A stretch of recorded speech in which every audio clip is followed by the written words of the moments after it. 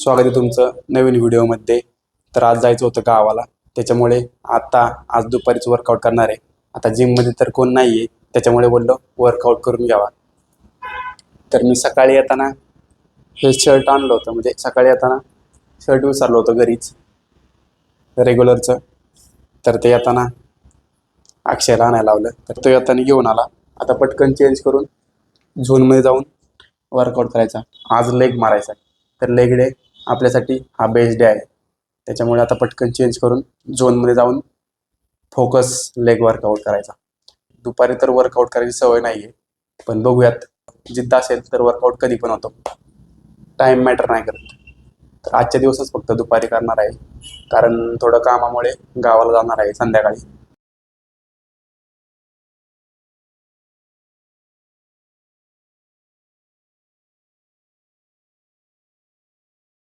पुन्हा काय करणार? मला लेग मारायचा कधी कंटाळा येत नाही, कारण लेगवरती मी जास्त फोकस करतो अप्पर बॉडीपेक्षा. कारण अप्पर बॉडीपेक्षा लेग हा असा मसल आहे की तो अट्रॅक्टिव्ह दिसतो, आणि जो लेग मारतो तोच खरा वर्कआउट करतो. आणि जो लेग मारतो त्याच्याकडे जास्त डिसिप्लिन आणि कन्सिस्टन्सी असते, कारण लेग मारणं हे कोणाची पण कामं नाहीत.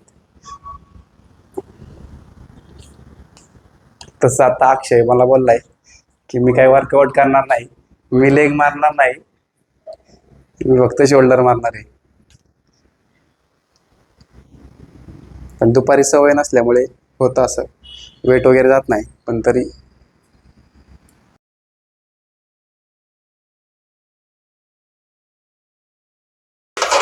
हे असं असतं. मध्येच एन्क्वायरी आली होती.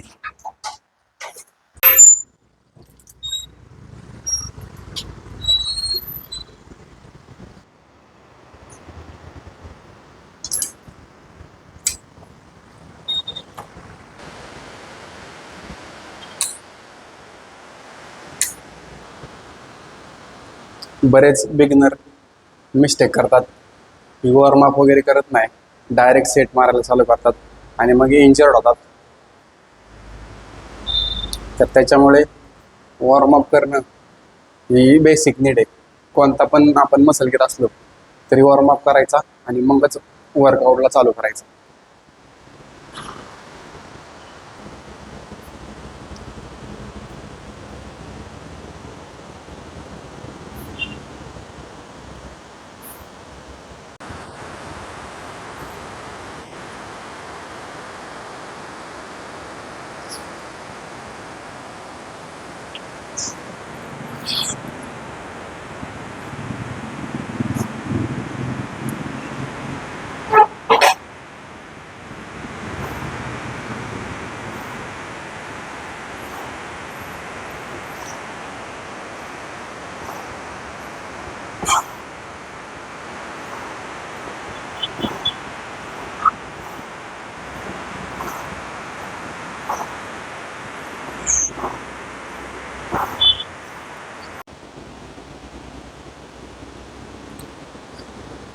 लेगचा वर्कआउट सिम्पल असणार आहे.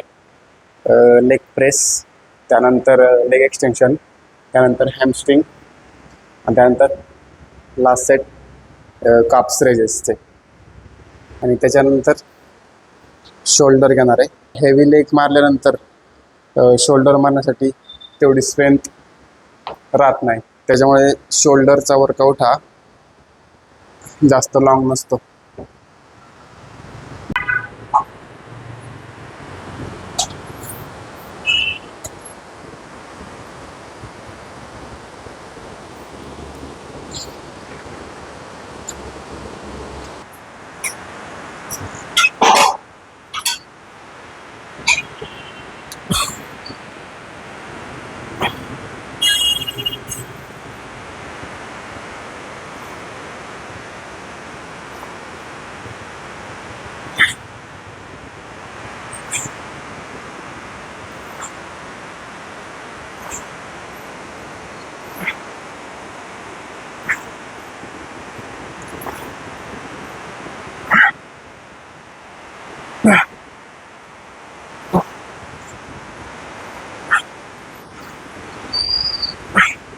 आणि जे पण बोलतात की ब्रो स्क्वॉट राहिले, सुमो स्क्वॉट राहिले, तर एवढे व्हेरिएशन्स घेऊन काहीच फायदा होत नाही. कारण जेव्हा पण आपण मसल ब्रेकडाऊन करतोय तर त्याची रिकव्हरी पण तेवढी इम्पॉर्टंट असते. तर त्यांच्याकडे तुम्ही कधीच लक्ष देऊ नका.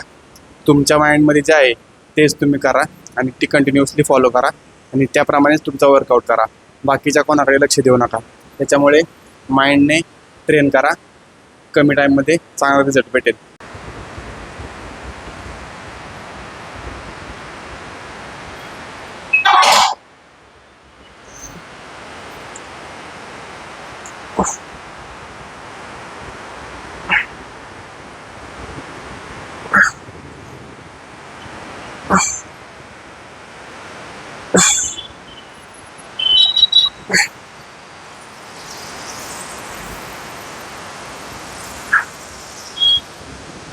आणि लेग प्रेस मारत असताना कधी पण मी पाय हे दोन्ही क्लोज ठेवतो.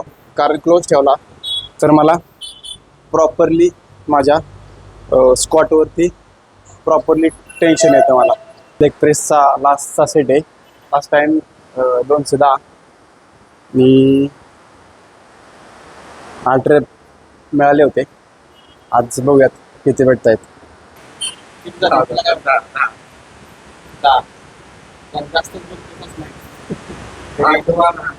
ट्राय करूयात. लास्ट टाइम 8 आले होते. बघूयात किती येतात आता. 10 बोललायस, बघू.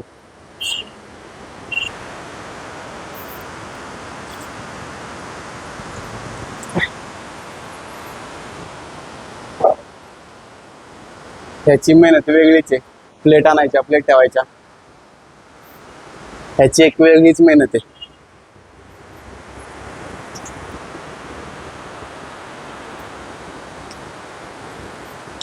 लेट्स सी किती रेप जात आहेत.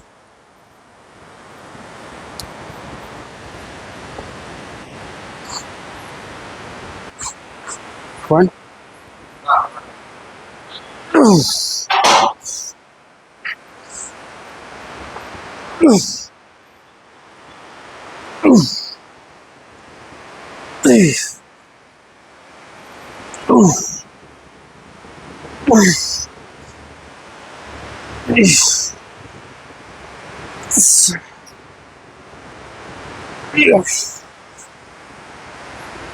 easy, last one, easy.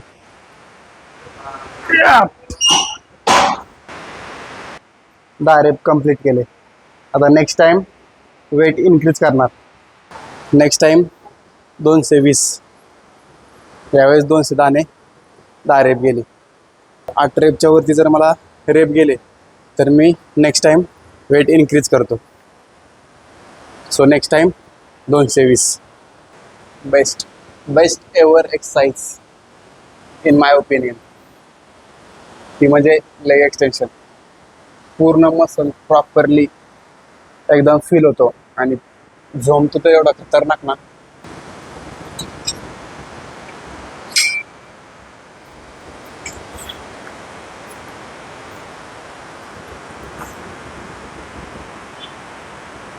बदक BADAK ब्लॉक्स. एक सबस्क्रायबर भेटला इथेच मला. इंस्टाला पण येते का?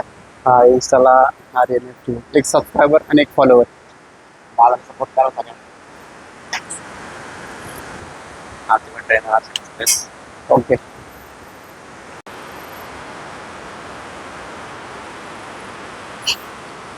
ह्या जे माझ्या वेन्स दिसतात ना, तर मला बरेच लोक बोलतात की तू काय घेतलंयस, किंवा स्टेरॉइड घेतलेस का, किंवा इनन्स आहेस का. तर मी असं काही नाही घेतलं. कारण जेव्हा पण तुमचं बॉडी फॅट हे खूप कमी असेल तेव्हा तुमच्या वेन्स अशा पूर्ण वेन्स दिसतात शार्प. तर हे नॅचरली सुद्धा पॉसिबल आहे.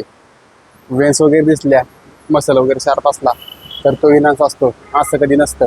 कारण तुमचं बॉडी फॅट जेव्हा कमी असेल तर तुमच्या ऑब्वियसली ह्या अशा वेन्स दिसणारच.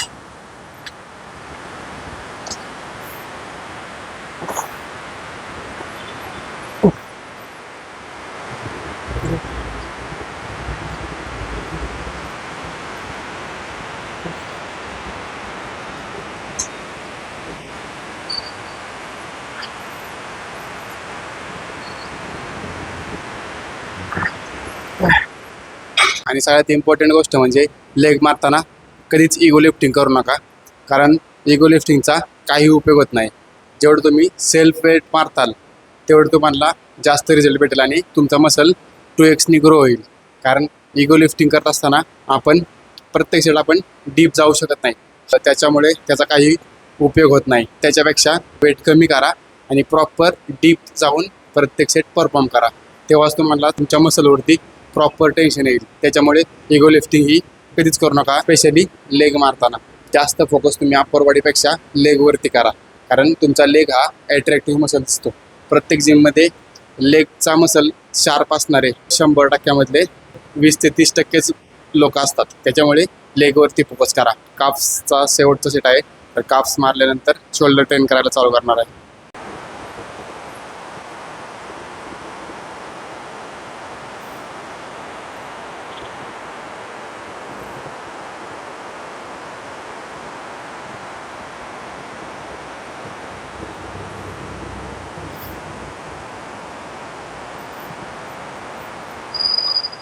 सो आता लेग झालेला आहे, आता शोल्डर ट्रेन करायचा आहे. तर बेसिकली शोल्डरला काही जास्त वेळ लागत नाही, अर्ध्या तासामध्ये होऊन जातो. कारण शोल्डरचे मी जास्त व्हेरिएशन्स घेत नाही, 3 ते 4 व्हेरिएशन्स शोल्डरसाठी खूप होतात.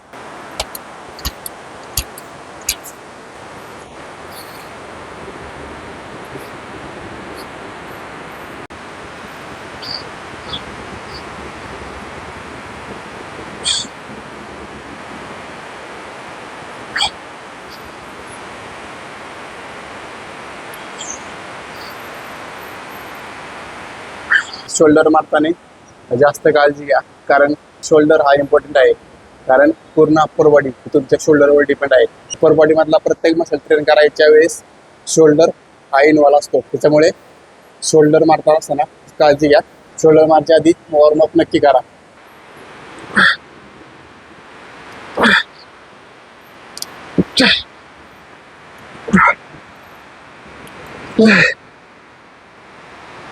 आणि जेव्हा पण तुम्ही डंबेल्स ओव्हरहेड प्रेस मारताय तेव्हा प्रॉपरली वरती न्यायचा आणि एकदम स्लोली खाली आणायचा.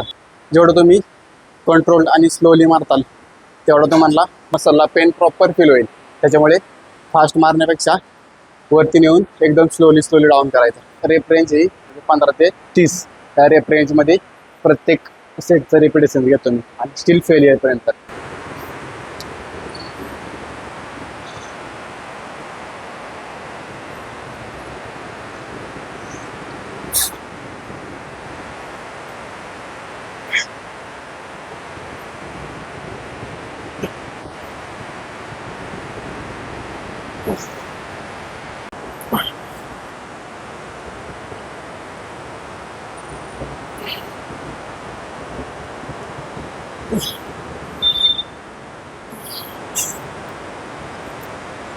तर ऑलमोस्ट वर्कआउट संपलेला आहे.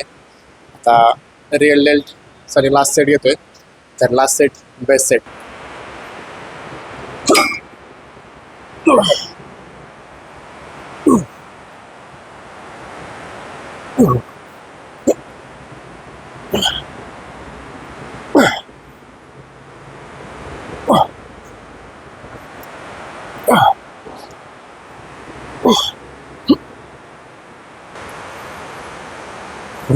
Crazy.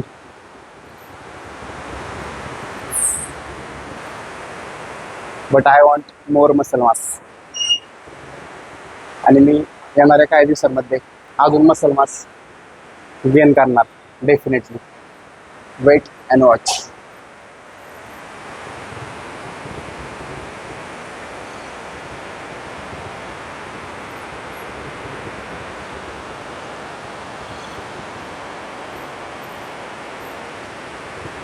हो,